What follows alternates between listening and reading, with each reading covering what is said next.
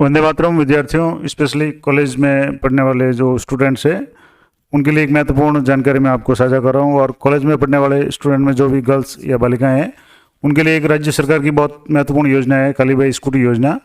उसके फॉर्म आप घर बैठे ऑनलाइन किस प्रकार से भर सकते हैं और क्या सावधानी रखनी है।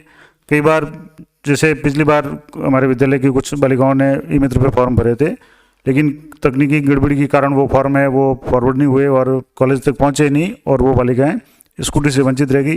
तो आप कोशिश ये करें कि फॉर्म अगर जानकार व्यक्ति है तो भरें या आप खुद भी किसी जानकार व्यक्ति से भरवा सकते हैं।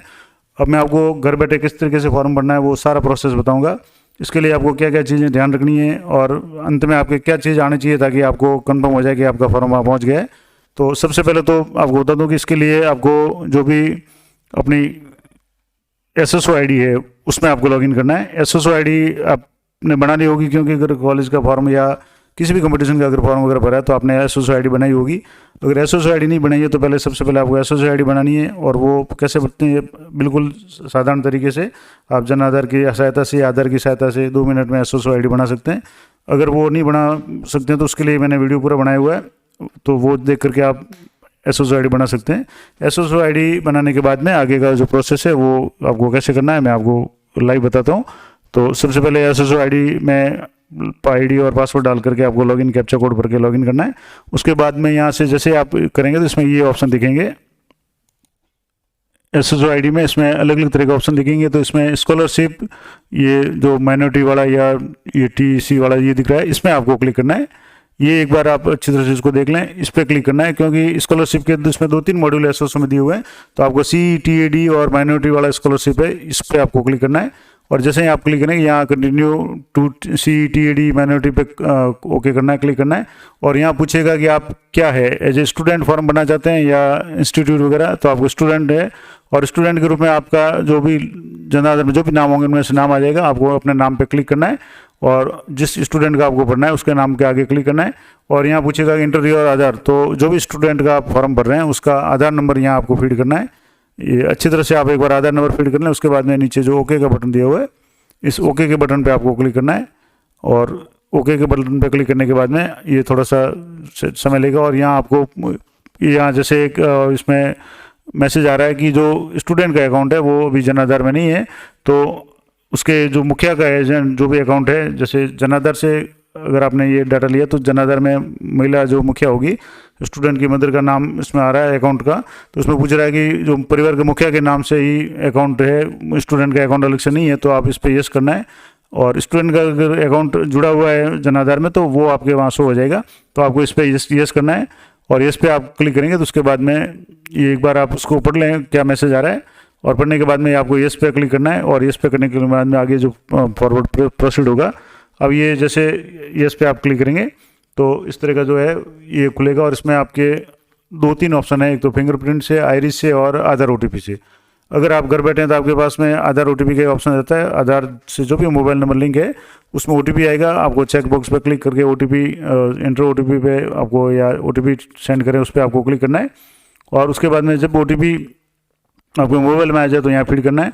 नहीं आता है तो आपको कुछ सेकंड का समय, उसके बाद में आपको मतलब दोबारा OTP आप सेंड कर सकते हैं। जैसे OTP आ गया, मैंने फीड करके इसको OTP मान्य करे पे क्लिक किया है तो ये वैलिडेट हो गया है।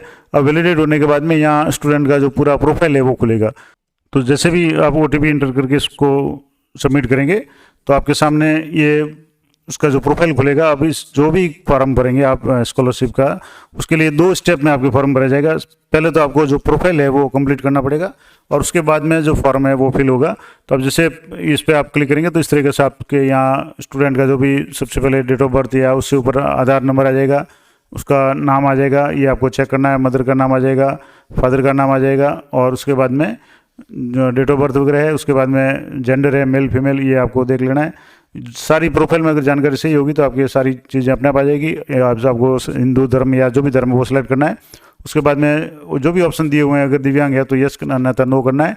मैरिड अनमैरिड की स्थिति आपको यहाँ लिखनी है। और परिवार की वार्षिक आय का जो कॉलम है इसमें आपको वार्षिक आय भरनी है। और वार्षिक आय जो अपने कॉलेज में प्रवेश के समय जो भरी थी वो आपको यहाँ फीड करनी है। और वार्षिक आय का सर्टिफिकेट भी आपको अपलोड करना पड़ेगा, तो वो आप अपने पास तैयार रखें। उसके बाद में विद्यार्थी का जो मोबाइल नंबर है वो आपको फीड करना है। अगर मान लो जैसे प्रोफाइल से मोबाइल नंबर अगर परिवार का दिया हुआ है तो वो आप एडिट भी कर सकते हैं। यहाँ से नया मोबाइल स्टूडेंट का आप जोड़ सकते हैं ताकि जो भी मैसेज आएगा वो स्टूडेंट के मोबाइल पे आएगा। तो यहाँ से एक तो मोबाइल नंबर आपको स्टूडेंट का, विद्यार्थी का जो मोबाइल नंबर है वो एंटर करना है। उसके बाद में विद्यार्थी का जो ईमेल आईडी है वो यहाँ फीड करनी है। ईमेल आईडी चाहे आप स्मॉल लेटर में फीड करेंगे तो भी ये कैपिटल में शो होगी, तो ये इसमें कोई प्रॉब्लम नहीं है। तो आप ईमेल आईडी है वो सही तरीके से एंटर करें। और उसके बाद में जो नीचे स्थायी पता है, तो एड्रेस में आपको स्थायी पता जो जैसे ग्रामीण या शहरी में से आपको सेलेक्ट करना है। उसके बाद में एड्रेस में जो भी आपके घर या अपार्टमेंट वगैरह का नंबर वगैरह है वो आपको फीड करना है। उसके बाद में स्ट्रीट, गली वगैरह उसको फीड करना है। और उसके बाद में जैसे सीमा चिन्ह या लैंडमार्क अगर कोई है, गली का नाम या कुछ विशेष है तो आपको भरना है। और इसमें खास करके जो रेड स्टार में जो दिए हुए हैं वो ऑप्शन आपको फीड करना है। अगर रेड स्टार नहीं है तो आप उसको छोड़ सकते हैं। तो ये जैसे मैं आपको सामने इसका एड्रेस भर रहा हूँ। एड्रेस भरने के बाद में आपको जैसे विलेज का नाम या शहर का नाम, जहाँ भी एरिया है उस एरिया को आपको सेलेक्ट करना है। और सिटी अगर कोई है तो या फिर इसको डिस्ट्रिक्ट को सिलेक्ट करना है। और डिस्ट्रिक्ट के बाद में आपको जो भी गांव वगैरह वो सिलेक्ट करना है। और तहसील, उसको रेडियो बटन से डिस्ट्रिक्ट सेलेक्ट करते ही तहसील सेलेक्ट हो जाएगी।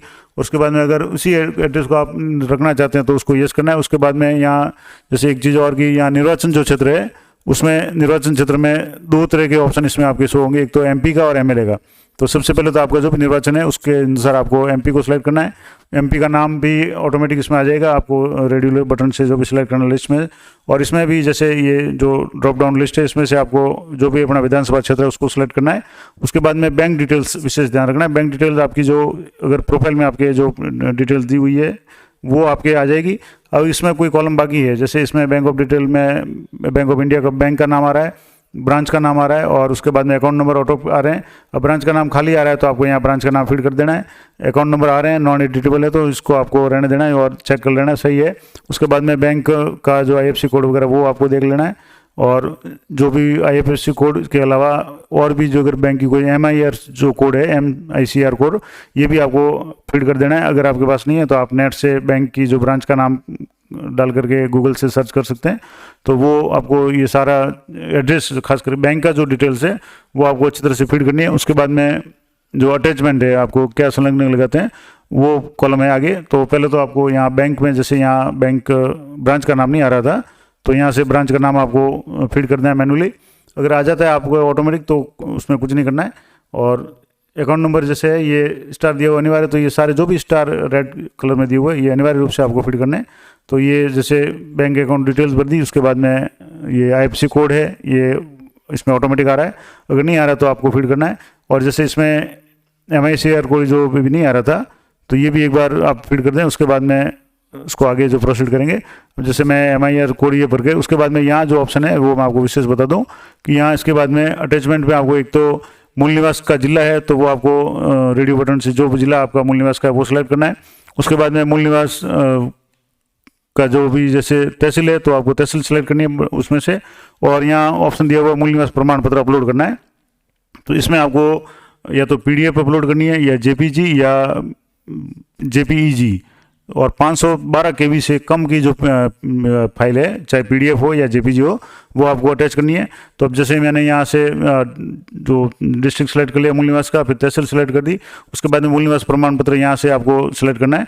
तो आप जैसे यहाँ से जो भी आपके गैलरी वगैरह जहाँ भी आपकी सेव है वहाँ से इसको सेलेक्ट करना है और यहाँ से ये हो जाएगा। उसके बाद में आपको यहाँ जो परिवार की वार्षिक आय का जो प्रमाण पत्र है, जो सामान्य रूप से कॉलेज का प्रमाण पत्र आता है, आपको DC ऐप पे भी आपको मिल जाएगा उस साइट पे, जिसमें दो जो भी राजपत्रित अधिकारी वगैरह के साइन होते हैं और नीचे एक नोटरी या किसी और अधिकारी के साइन होते हैं। इस तरीके से एक पेज का जो आय प्रमाण पत्र है वो आपको यहाँ से सबमिट करना है, अपलोड करना है। और उसकी विशेष ध्यान रखें कि KB जो हो वो 512 KB से कम का हो और JPG या PDF फॉर्मेट में हो। अब इसके बाद में नीचे यहाँ चेक बॉक्स दिया हुआ है जिसमें से आपको यहाँ से ये चीज़ें एक बार देख लेनी है कि आपने जो भी आप सूचना दे रहे हैं वो सही है, आय प्रमाण पत्र आप जो भी दे रहे हैं वो सही है। ये सूचनाओं को एक बार आप पढ़ करके उसके बाद में ऊपर जा करके आप पूरा एक बार चेक कर लें कि जो एड्रेस आपने भरा है या जो भी मोबाइल नंबर वगैरह भरे हैं, नाम है वगैरह है, ये सारी चीज़ें सही है। कैटेगरी वगैरह जो ऑटोमेटिक आ रही है वो भी ठीक है। और अगर मान लो आपने कुछ मैनुअल इसमें भरा है तो वो भी एक बार अच्छी तरह से चेक कर लें। और ये पूरा सेटिस्फाई होने के बाद में यहाँ सबमिट का जो बटन है इस पर आपको क्लिक करना है। और जैसे ही सबमिट पर क्लिक करें तो पूछेगा are you want to submit, तो इस पर आपको यस क्लिक करना है। और यस पे क्लिक करने के बाद में ये थोड़ा सा समय लगेगा और इसके बाद में आएगा कि your profile has been created. अब आप फॉर्म भर सकते हैं। तो प्रोफाइल, ये एक स्टेप हो गया कि आपका प्रोफाइल कंप्लीट हो गया है। अब दोबारा आप कोई भी फॉर्म भरेंगे तो आप दोबारा प्रोफाइल आपको अपडेट करने की जरूरत नहीं पड़ेगी। अब सीधा आपको फॉर्म भरने के जो ऑप्शन पे जाना है। तो फॉर्म भरने के लिए ऑप्शन के लिए यहाँ इसी में आपके डैशबोर्ड के नीचे ये न्यू एप्लीकेशन दिया हुआ है।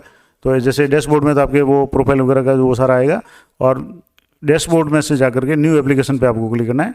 तब जैसे ये थोड़ा सा इसमें समय ले रहा है, तो एक बार इसको ये वापस जैसे आप ये स्कॉलरशिप पोर्टल पे जाने के बाद में ये TED और ये माइनॉरिटी वाला, इस पर आपको क्लिक करना है, CE-TED माइनॉरिटी पे, और कंटिन्यू एज स्टूडेंट पे क्लिक करना है। और यहाँ से आपके जो डैशबोर्ड में जो व्यू न्यू एप्लीकेशन है, इस पर आपको क्लिक करना है। अब यहाँ से वही वापस आपके एक बार पुनः OTP मांगेगा, आधार OTP, और आधार OTP से आपको यहाँ से आधार OTP एंटर करना है। और यहाँ से मोबाइल्स में जो भी आधार OTP आपके आता है उसको एंटर करने के बाद में मान्य OTP मान्य करें, इस पर आपको क्लिक करना है। और OTP मान्य करने के बाद में अगर मान लो एक बार OTP नहीं आता तो आप इसमें रीसेंड का भी ऑप्शन है। अब एक बार OTP मान्य हो जाए, आप इसमें सबमिट करते हो, तो यहाँ दो तरह के ऑप्शन मिलेंगे। एक तो मुख्यमंत्री उच्च शिक्षा छात्रवृत्ति योजना और एक कालीबाई स्कूटी छात्रवृत्ति योजना। अब आपको जैसे कालीबाई का फॉर्म भरना है, जिसके आगे के बटन को सिलेक्ट करके आपको ओके करना है। अब जैसे इसको सिलेक्ट करेंगे तो नीचे इसमें डिटेल्स आ जाएगी, वो डिटेल्स आपको ध्यान से भरनी है। जैसे विभाग का नाम है तो कॉलेज एजुकेशन आ जाएगा। उसके बाद में जो जैसे लिंग है तो मेल फीमेल जो भी है, सोशल कैटेगरी वगैरह ये आ जाएगी। आय सीमा आपने जो भी प्रोफाइल में भरी वो यहाँ आ जाएगी। डिपार्टमेंट है तो आपको यहाँ से डिपार्टमेंट सेलेक्ट करना है, कॉलेज एजुकेशन डिपार्टमेंट आपको सेलेक्ट करना है। और इसके बाद में एक बार देखने के बाद में अच्छी तरह चेक कर लें, उसके बाद में आपको नेक्स्ट पे क्लिक करना है। इसमें कुछ दिया हुआ कि जैसे एक तो आपकी जो क्वालिफिकेशन वगैरह है उसमें परसेंटेज वगैरह है वो होनी चाहिए।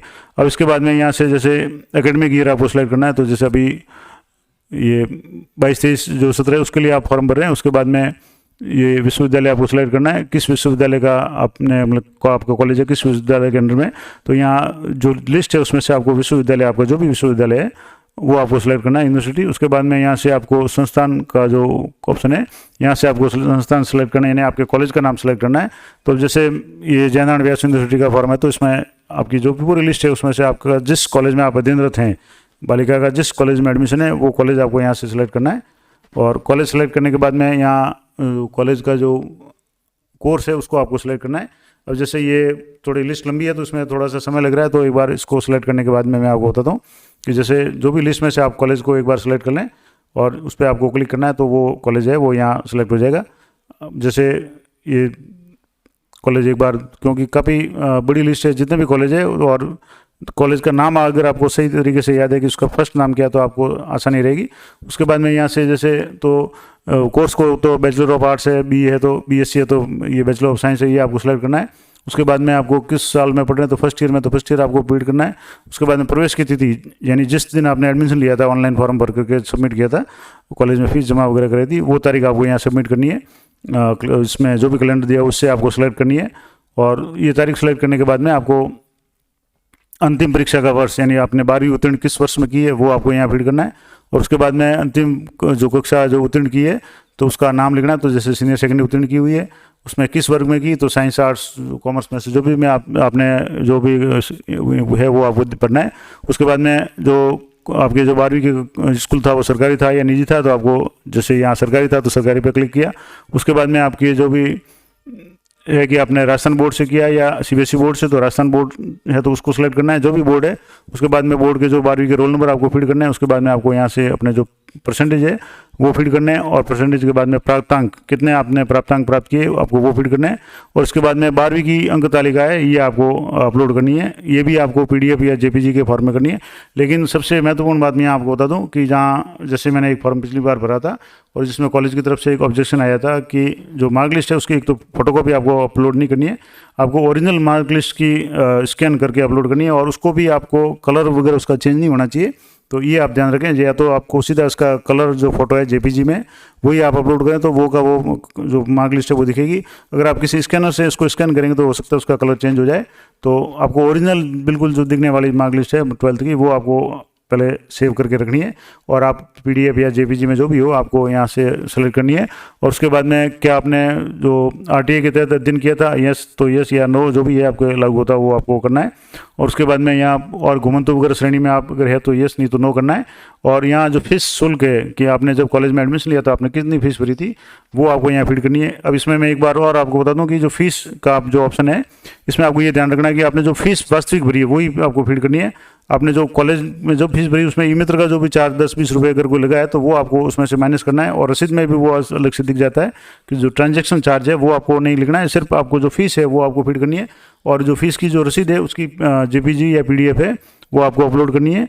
और यहाँ से जैसे ये एक बार पूरे आप चेक कर लें, ये आपने PDF अपलोड कर ली, उसके बाद में ये सारे डॉक्यूमेंट्स आप एक बार चेक कर लें, आपने जो भी कॉलेज का नाम सेलेक्ट किया वो आप देख लें, उसके बाद में किस बोर्ड से आपने किया, तो राजस्थान माध्यमिक शिक्षा बोर्ड से किया, CBSE से किससे किया है, और आप फर्स्ट ईयर के स्टूडेंट है वो है, आर्ट्स है, साइंस है, जो भी है, उसके बाद में आपका जो विद्यालय 12वीं का सरकारी निजी था वो है, बोर्ड आपके कौन सा था वो है, और कौन से वर्ष में आपने 12वीं की, उसके बाद में आपके प्रतिशत प्राप्तांक और ये PDF जो भी अपलोड किया आपने, और उसके बाद में इसमें जो नीचे पूछ रहा है कि आपके अगर RTA से स्कूल से अगर कोई RTA में आप थे तो यस करना, नहीं तो नो, और उसके बाद में क्या आप जैसे घुमंतु वगैरह में श्रेणी में है अगर यस तो, नहीं तो नो, जो भी है आपके लागू। और फीस मैंने आपको बता दिया कि फ़ीस आपको वास्तविक जो भरी है वही करनी है, और यहाँ फीस की जो PDF अपलोड करके उसमें ये चेक बॉक्स पे आपको क्लिक करना है, सबमिट पे क्लिक करना है, और जैसे ही आप सबमिट पे क्लिक करेंगे तो यहाँ आपके सामने ये इस तरह का मैसेज आ जाएगा कि आपका फॉर्म है वो सबमिटेड सक्सेसफुली हो गया है। इस मैसेज को आपको एक बार या तो स्क्रीनशॉट ले लें, और आप वैसे इसमें मैं आगे आप बता दूंगा कि आप किस तरह से इसकी स्टेटस को भी चेक कर सकते हैं।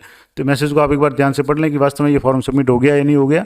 और इसमें स्पष्ट लिखा हुआ आ रहा है कि फॉर्म आपका जो है कॉलेज में सबमिट हो गया है, और उसके बाद में इसको जैसे आप क्लोज करेंगे तो उसके बाद में आप स्टेटस पे जाके चेक भी कर सकते हैं कि फॉर्म किस स्टेट पे अगर पेंडिंग है। अब जैसे यहाँ आएंगे तो आप में जो यहाँ जो फॉर्म है इसमें नीचे एक्शन का ऑप्शन दिया हुआ है, एक्शन पे आप क्लिक करेंगे तो इसमें नीचे आपके जो भी जो फॉर्म है वो आपके एक तो जो आपने PDF अपलोड की है वो आप एक बार डाउनलोड करके भी देख सकते हैं कि आपने जो भी PDF अपलोड किया, जैसे सीनियर सेकेंडरी की मार्क लिस्ट है तो इस तरीके अपलोड करनी है, और जो रसीद है ये आपके शो हो जाएगी, तो इसको भी आपको एक बार डाउनलोड करके देख लेना है कि आपने किस तरह की रसीद जो वास्तविक डॉक्यूमेंट अपलोड किया है।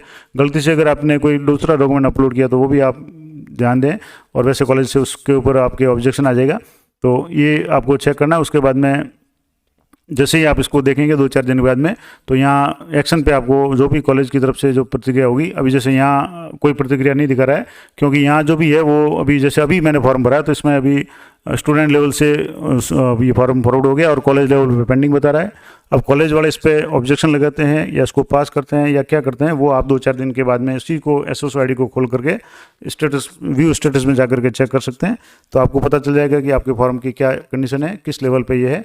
और जैसे मैंने एक फॉर्म भरा था उसमें ऑब्जेक्शन आया था कि आपकी जो 12वीं की मार्क लिस्ट है वो आपको ओरिजिनल रूप में ही आपको अपलोड करनी है, तो आप उसकी एक तो फोटोकॉपी वगैरह को अपलोड नहीं करें, ओरिजिनल करें, और उसका कलर वगैरह या जो भी जैसी दिख रही है वैसी की वैसी इसमें शो होनी चाहिए, ताकि ये नहीं लगे कि कोई एडिटेड मार्क लिस्ट है। तो कॉलेज वाले संतुष्ट होना चाहिए कि मार्क लिस्ट सही अपलोड की है। तो आपको दोबारा अगर ऑब्जेक्शन आता है तो आपको दोबारा उसमें ऑप्शन एक्शन में जाकर के आपको ऑब्जेक्शन रिमूव का ऑप्शन आएगा, वहाँ से आप जो भी डॉक्यूमेंट अपलोड का कहा हुआ है वो डॉक्यूमेंट आप उसमें दोबारा अपलोड करने का ऑप्शन होगा। उसके बाद में इसी तरह से वापस उसको सबमिट कर दें, और 2-4 दिन के बाद में आप चेक करते रहें कॉलेज की तरफ से। जब भी इसमें जो भी जो एक्शन लिया जाएगा वो आपकी इसमें शो हो जाएगा कि आपका अप्रूव हो गया है, पेंडिंग है, रिमार्क है या क्या है, तो आप उसको कभी भी देख सकते हैं। और एक बार कॉलेज से अप्रूव हो जाए उसके बाद में आप निश्चिंत हो जाएं, जब भी जो लिस्ट निकलेगी उसमें आपका नाम चेक कर लेना है। ये लिस्ट आप कैसे चेक कर सकते हैं उसके लिए मैं अलग से वीडियो बना दूंगा। स्कॉलरशिप की जो भी वेबसाइट है समाज कल्याण विभाग की, उस पर कालीबाई स्कूटी की हर वर्ष वित्तीय वर्ष की जो भी अलग अलग लिस्ट हैं वो शो होती है, आप वहाँ से भी पता कर सकते हैं। और आपके अगर फॉर्म सही होगा और आपका लिस्ट में नाम होगा तो हो सकता है आपके पास मैसेज भी आ जाए। तो ये महत्वपूर्ण जानकारी मैंने आपको दे दी कि किस तरीके से आप घर बैठे अपने कालीबाई स्कूटी योजना का फॉर्म है वो भर सकते हैं। सबसे बड़ी सावधानी आपको एक तो ये रखनी है कि आप प्रोफाइल को पहले क्रिएट कर लें, उसके बाद में फॉर्म बनाएंगे तो आपको कोई ज़्यादा समस्या नहीं आएगी।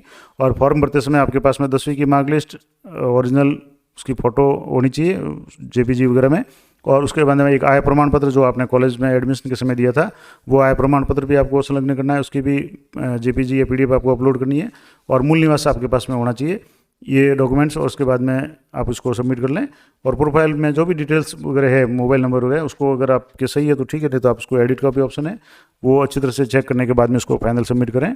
और समय समय पर इसकी स्टेटस को चेक करते रहें कि कॉलेज की तरफ से इस पर क्या प्रतिक्रिया हुई है।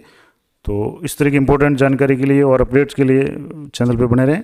इस चैनल पे मैंने विभिन्न प्रतियोगिता परीक्षाओं के जो फॉर्म कैसे भरे जाते हैं उसके लाइव प्रोसेस भी मैंने आपको बताए हैं, नियम भी बताए हैं। इसके अलावा पे मैनेजर या साला दर्पण या इनकम टैक्स वगैरह से संबंधित या सामान्य ज्ञान से संबंधित किसी भी तरह की जो भी जानकारी है वो काफ़ी सारे वीडियो मैंने अपलोड किए हुए हैं, तो वो आप इसमें चैनल में जाकर के चेक कर सकते हैं। आशा करते हैं ये जानकारी आपके लिए उपयोगी रहेगी। तो मिलते हैं नेक्स्ट वीडियो में, तब तक जय हिंद, जय भारत।